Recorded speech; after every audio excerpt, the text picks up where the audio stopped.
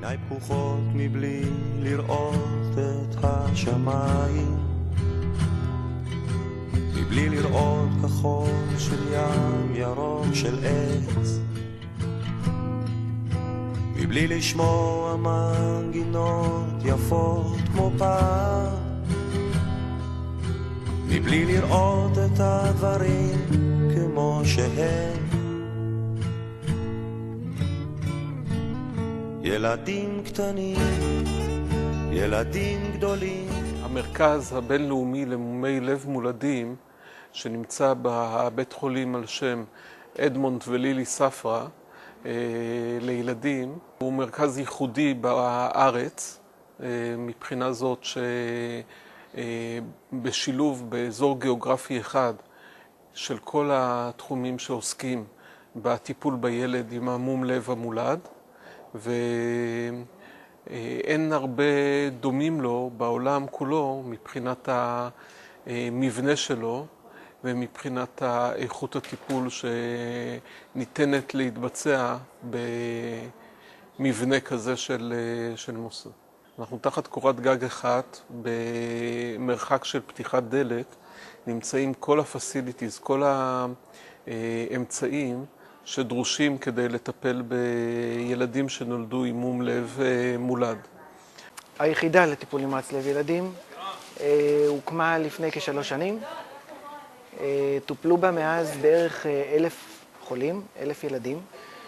מרבית החולים שלנו מתחת לגיל שנה, ובתוך הקבוצה הזאת שמתחת גיל שנה, הרוב הגדול של החולים הם מתחת לגיל חודש. חלק גדול מהתינוקות הם ילודים בימים הראשונים לחיים. כמעט כל החולים הם תינוקות שנולדו עם מום לב מולד, וצריכים לעבור ניתוח לתיקון של מום הלב. הם שוכבים אצלנו לפני הניתוח ולהתאוששות אחרי הניתוח. בערך מחצית מהילדים שמאושפזים אצלנו הם ילדים פלסטינאים, שמגיעים אלינו לתיקון של מומי לב, משום שבמקום שבו הם גרים אין אפשרות לבצע את הניתוחים האלה. רוקיה היא ילדה שהתקבלה אלינו בגיל שבוע משכם, ויצאנו בעצם כבר 2 היא עברה ניתוח מאוד מורכב, ניתוח לב מאוד מורכב בגיל שבוע, ומאז היא בעצם נשארה בגלל בעיה ריאתית שאין לה כל כך פתרון. בעצם הילדה הזו היא גדלה אצלנו, היא נמצאת פה, היא הפכה להיות בת בית. חגגנו לה יום הולדת לפני חודש לגיל 2, והיא בעצם ילדה מתוקה שהיא הבת של כולם. אנחנו עשינו לה משהו מיוחד בגיל שנה, לקחנו אותה לביקור מולדת לשכם, שתראה את המשפחה שלה. אמצעי אבחון שלנו הם מהמתקדמים בעולם. נעשה כאן אבחון בעזרת MRI, אקו, צנתורים טיפוליים, CT וכל הדברים שנמצאים כיום בחזית של הטכנולוגיה. מבחינת הניתוחים, אנחנו מבצעים את כל הניתוחים שנדרשים לתיקון מומי לב.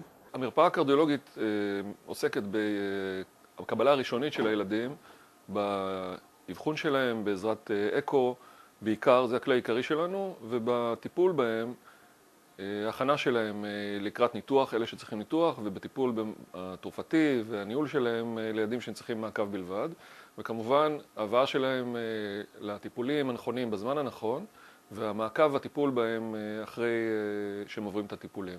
העבודה היא בדרך כלל עבודה מאוד אינטנסיבית. יש הרבה מאוד סערות ואקשן במהלך יום העבודה.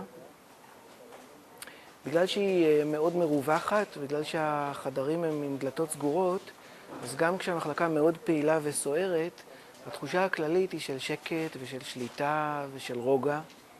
יש פה גם צוות נפלא של אחיות שעוזר לנו לעשות את כל מה שצריך בצורה מצד אחד הכי יעילה, מצד שני הכל בשליטה.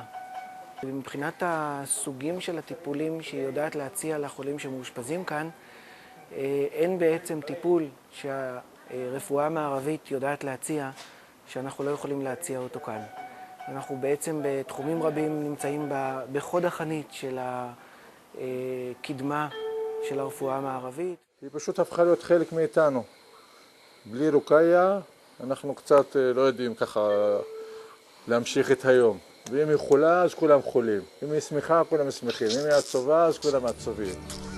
ילדים טובים וילדים רעים, את יודעת ביי, תגיד להם ביי, תגיד ביי, תגיד שלום, תגיד שלום. כולנו ילדים של החיים.